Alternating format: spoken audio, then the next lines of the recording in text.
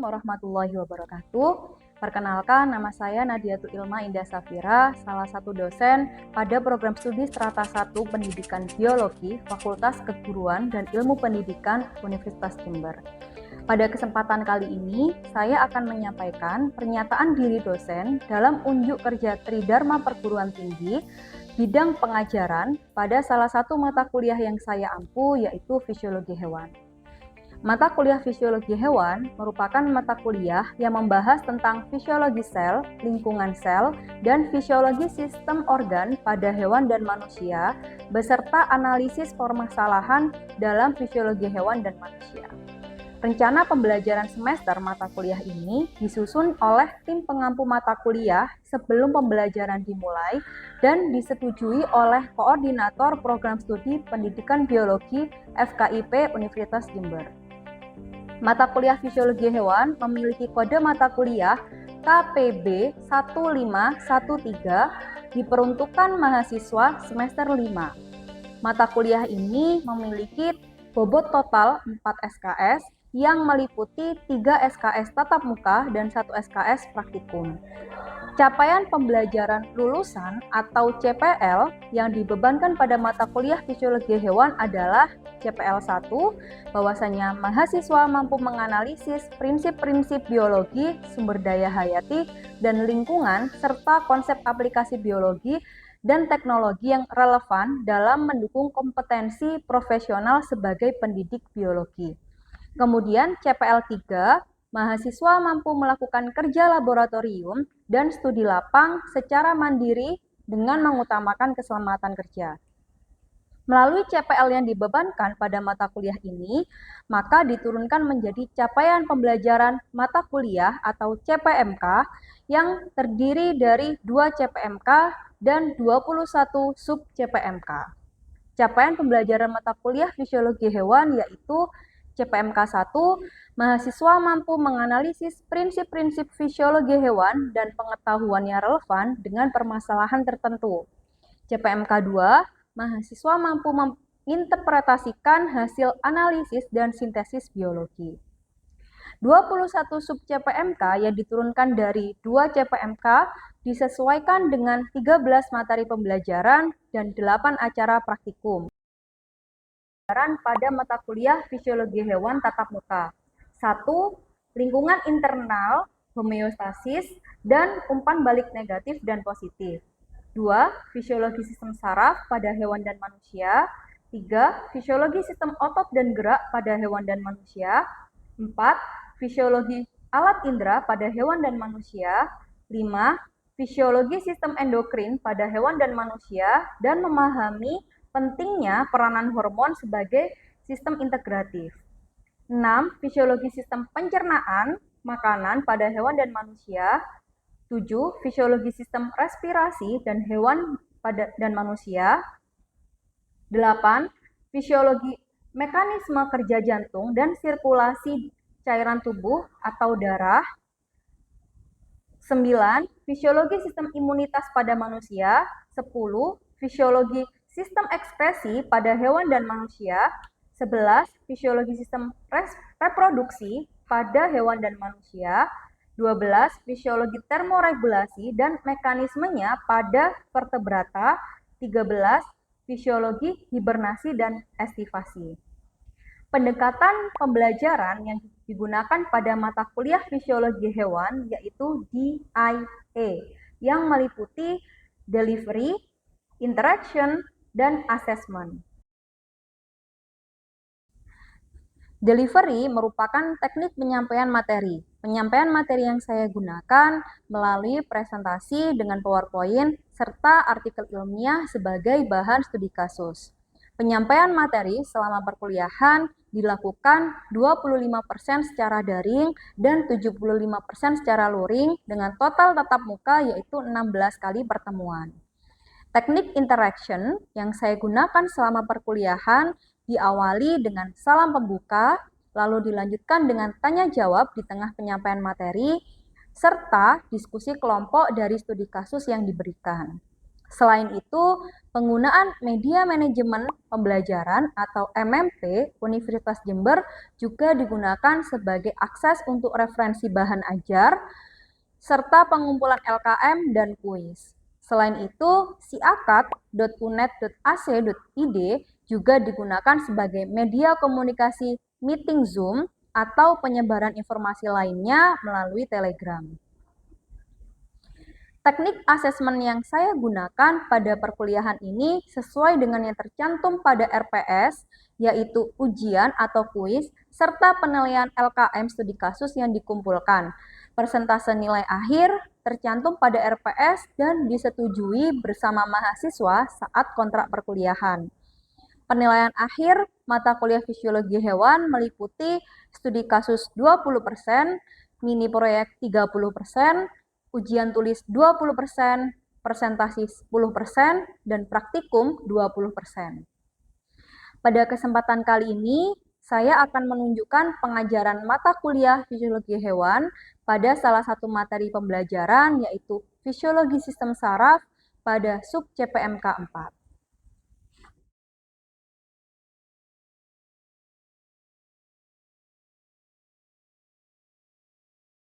Bahasan materi di fisiologi sistem saraf, yang pertama adalah sel penyusun sistem saraf, yang kedua adalah potensial membran dan potensial aksi, ya. Yang ketiga adalah konduksi impuls, dan yang terakhir adalah sinaps dan neurotransmitter. Oke, mungkin waktu SMA sering ya untuk fisiologi sistem saraf. Oke, sistem saraf yang kalian tahu ada apa saja? Ada sistem saraf pusat dan ada sistem saraf tepi. Oke, baik. Nah, mungkin kita hari ini tidak akan menyampaikan itu ya, karena itu sudah pernah dibahas di mata kuliah yang lain gitu ya. Di sini saya akan pertama membahas tentang sel penyusun dulu untuk sistem saraf.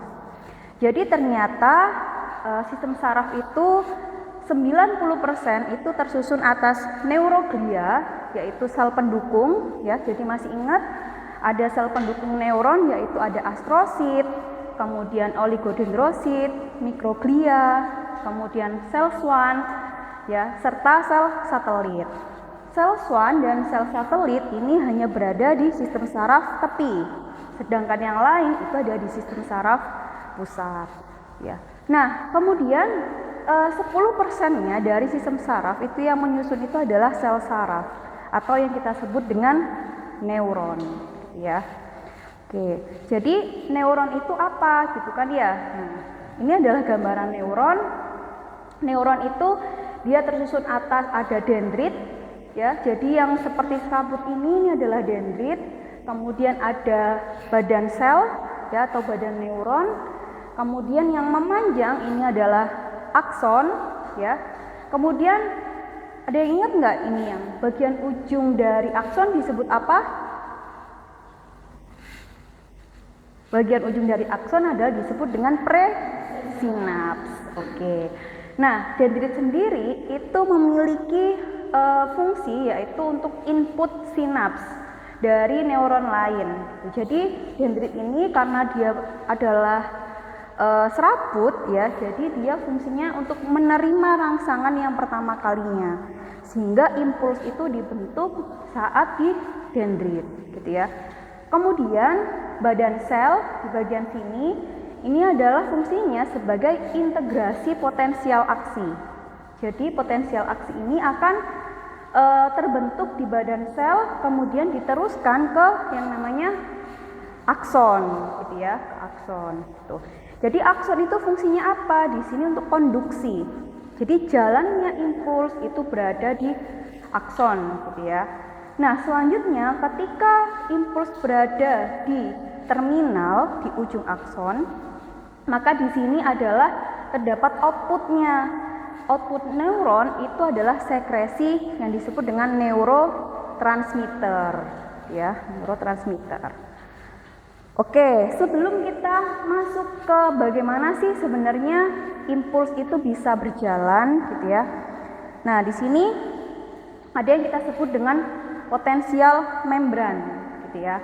Nah, potensial membran ini gambarannya adalah muatan yang berlawanan dan dipisahkan oleh membran plasma. Jadi di sini ada cairan ekstraseluler dan ini ada sitoplasma. Nah, cairan ekstraseluler dan sitoplasma itu memiliki muatan yang berbeda karena apa? Karena tergantung penyusun ionnya atau molekulnya, ya.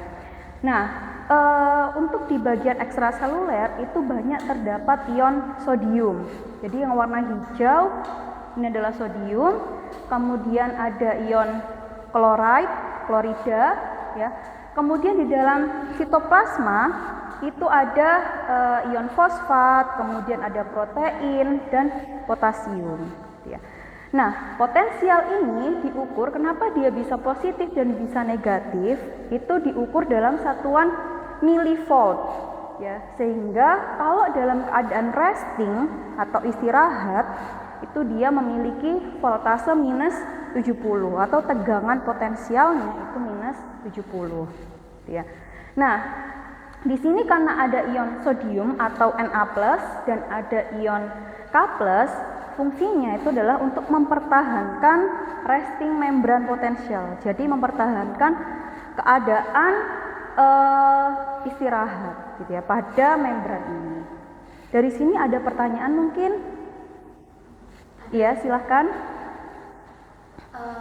Di situ kan dijelaskan bahwa ada cairan ekstraseluler, ada intraseluler. Nah, apakah cairan ekstraseluler itu memiliki muatan yang lebih positif daripada cairan intraseluler? Oke, baik, pertanyaan yang bagus ya. Jadi kita bisa lihat di dalam sitoplasma itu banyak terdapat ion protein, ya, atau molekul protein di sini. Nah, molekul protein ini adalah bermuatan negatif. Dia juga terdapat ion fosfat yang juga ternyata bermuatan negatif. Sedangkan di ekstraseluler itu banyak terdapat ion klorida. Ya, meskipun di sini ada ion sodium, tetapi ya ion klorida yang memiliki muatan negatif itu jumlahnya lebih banyak. Ya, dan ion sodium itu jumlahnya juga lebih banyak juga. Nah, sehingga di bagian sitoplasma ion negatifnya itu lebih banyak karena protein di sini bermuatan negatif. Kemudian ion fosfat juga bermuatan negatif. Sehingga bagian ekstraseluler, ya, bagian membrannya ini lebih bermuatan positif daripada di bagian sitoplasma. Gitu ya. Apakah sudah terjawab? Oke, baik. Saya lanjutkan ya. Oke, nah sekarang kita masuk ke potensial aksi atau impuls. Nah, di sini ada 4 fase, yaitu resting membran potensial, kemudian depolarisasi, ya, kemudian repolarisasi, dan ada after hiperpolarisasi. Nah, 4 fase ini. Nah, kalian bisa lihat 4 fase ini tuh dari tegangan potensial membrannya. Yang pertama, kan tadi bagian resting atau saat istirahat itu adalah minus 70 ya di sini. Nah, kemudian di sini ada kenaikan potensial, ya. Ketika terjadi kenaikan potensial, otomatis muatan ion itu akan berubah. Yang awalnya minus, dia menjadi plus. Di sini plus 30. Nah, fase kenaikan muatan ini dia disebut dengan fase depolarisasi. Ya, dia adalah fase depolarisasi. Kemudian, ya, setelah ada kenaikan, maka membran itu akan mempertahankan muatannya. Yang awalnya negatif, dia tidak akan selamanya yang namanya negatif, awalnya negatif, ketika dia berubah positif, maka dia harus kembali lagi ke negatif. Ya, dengan cara apa? Dengan cara dia menukar ionnya, ya. Nah, sehingga di sini ada fase repolarisasi. Ya, ada fase repolarisasi di sini. Nah, ternyata fase repolarisasi itu menyebabkan muatannya itu kurang dari minus 70. Ya, di sini. Jadi kelebihan mau mengembalikan ke resting ternyata kelebihan. Nah, sehingga ada fase namanya after hiperpolarisasi, gitu ya. Nah, di sini dijelaskan bahwasanya saat fase depolarisasi itu yang membuka adalah channel ion Na atau sodium. Jadi di sini sodium itu akan masuk, ya, akan masuk ke dalam sel, ke dalam sitoplasma, sehingga tegangannya itu akan naik, gitu ya. Kemudian di fase repolarisasi ini warnanya adalah warna merah ya di sini atau oranye, gitu ya. Nah, yang terbuka itu adalah voltage gated untuk K+, untuk ion kalium atau potasium, gitu ya. Sehingga di sini K+ yang berada di dalam sitoplasma itu keluar, gitu ya, untuk menggantikan Na+, gitu ya. Nah, selanjutnya yang terakhir adalah after hiperpolarisasi ini, ya. Di sini karena voltage gated channel untuk K+ terbuka dan Na+ terbuka, maka di sini akan mengembalikan ke resting, yaitu dengan cara NaK pump, ya, dengan cara proses pompa NaK yang membutuhkan ATP. Oke, nah itu tadi adalah potensial aksi. Selanjutnya kita masuk ke konduksi atau propagasi impuls.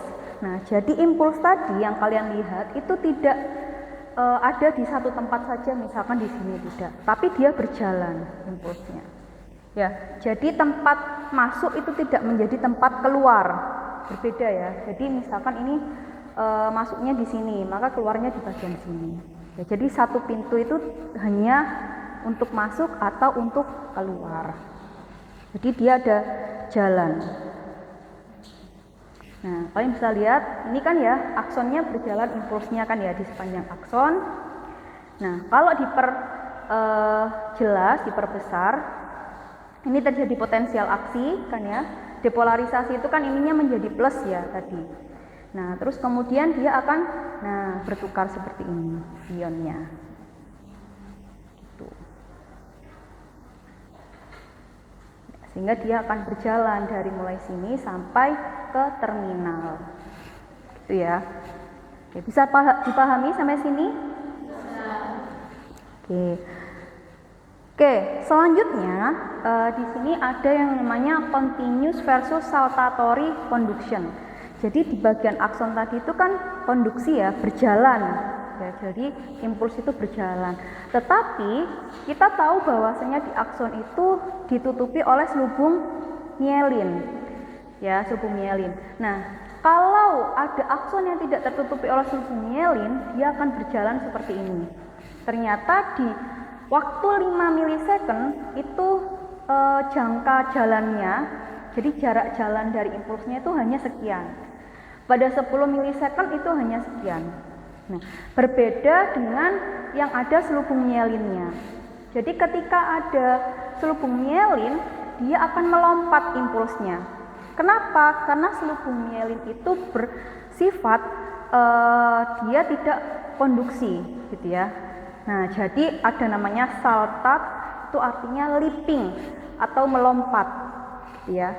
Nah, jadi sebagai isolator selubung myelinnya ini. Ya, jadi 5 milisecond di sini, 10 milisecond sudah hampir di bagian terminal. Jadi kenapa ada selubung myelin dan ada nodus Ranvier di sini? Fungsinya adalah untuk mempercepat jalannya impuls atau potensial aksi. Ya, maka disebut dengan saltatory conduction. Ya. Oke, selanjutnya kalau sudah sampai di terminal, akson terminal, apa yang terjadi? Bagaimana impulsnya? Nah, maka kita membahas tentang sinaps di sini. Ketika impuls sudah ada di ujung, gitu ya. Nah, apa yang terjadi? Ini adalah impuls yang terjadi nomor 1 kan ya. Nah, kalau sudah sampai di akson terminal, maka dia akan membuka channel atau pintu untuk ion kalsium. Jadi ion kalsium ini akan masuk ya ke dalam sel akson terminal tadi. Nah, di dalam akson terminal itu ada vesikel. Jadi ada bola berisi neurotransmitter di sini. Nah, karena Ca2+ itu terkonsentrasi di dalam akson terminal, itu menyebabkan neurotransmitternya itu disekresikan, dikeluarkan ya dari presinaps ini tadi. Ini disebut dengan presinaps, ini adalah postsinaps. Jadi postsinaps itu yang menerima, presinaps yang mengeluarkan neurotransmitter. Nah, selanjutnya neurotransmitter itu akan diterima oleh ligand gated channel untuk ion Na+. Ya, jadi kalau dia sudah berikatan neurotransmitternya dengan ligand gated channel, ya, maka dia akan terbuka. Jadi seperti neurotransmitter itu seperti kunci pintu gitu ya. Nah, pintunya ini untuk siapa? Untuk ion Na+. Jadi Na+-nya masuk. Kalau Na+ masuk, berarti di sini terjadi potensial aksi. Nah, maka terbentuklah impuls di bagian postsinaps. Postsinaps itu di mana sih? Di neuron selanjutnya. Nah, itu ya. Sampai sini bisa dimengerti ya. Oke, selanjutnya neurotransmitter itu apa? Nah, neurotransmitter di sini adalah senyawa kimia yang membawa, mempercepat ataupun menyeimbangkan sinyal antara sel neuron dengan neuron ataupun dengan sel tubuh lainnya. Ya, ini kriteria neurotransmitter ya, yang disekresikan oleh akson, kemudian yang disekresikan karena adanya depolarisasi potensial aksi yang bergantung karena pelepasan ion Ca12. Jadi ion Ca12-nya itu dikeluarkan dulu, di sini masuk dulu, ya, baru neurotransmitternya bisa keluar. Ya. Dan reseptornya atau penerima dari neurotransmitter itu ada di bagian postsinaps, jadi di sel neuron selanjutnya. Ya. Oke, kemudian ini ada macam-macam neurotransmitter. Ya, ada dua, ada EPSP dan IPSP. Ya. E itu adalah untuk excitatory neurotransmitter. IPSP itu adalah inhibitory neurotransmitter. Jadi perbedaannya apa? Jadi kalau EPSP itu ketika neurotransmitter itu dikeluarkan dari presinaps, maka akan menyebabkan impuls di bagian postsinapsnya. Sedangkan kalau inhibitory, maka impuls itu akan dihentikan, tidak dilanjutkan ke bagian postsinaps. Ya, sampai sini ada pertanyaan?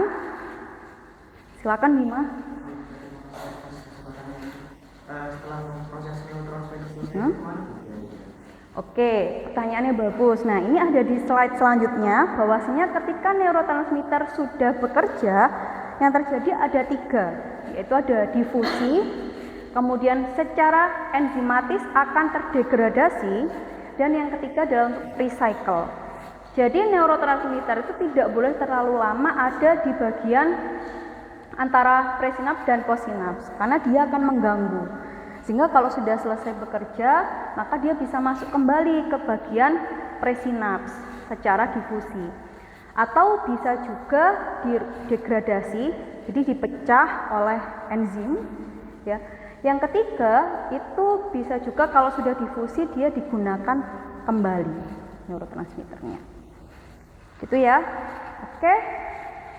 Itu adalah materi dari saya. Selanjutnya kita adalah diskusi. Jadi discuss time ini adalah sesi diskusi mengenai LKM yang telah disediakan dan berisi studi kasus tentang fisiologi sistem saraf. Oke, silakan membentuk 4 kelompok ya. 4 kelompok. Di sini ada sekitar 24 mahasiswa. Jadi satu kelompok ada 6 orang.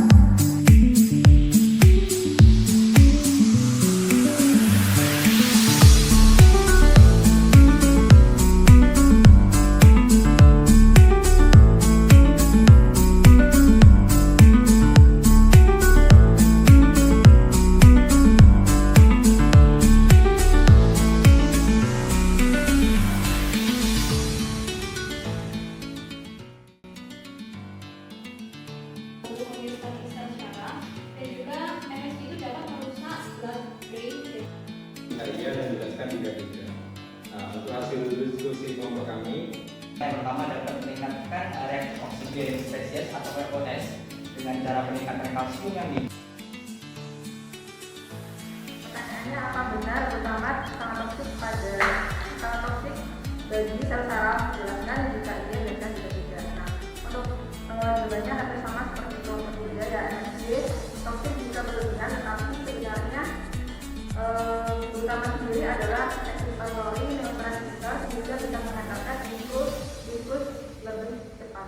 Oke, baik. Terima kasih atas jawabannya.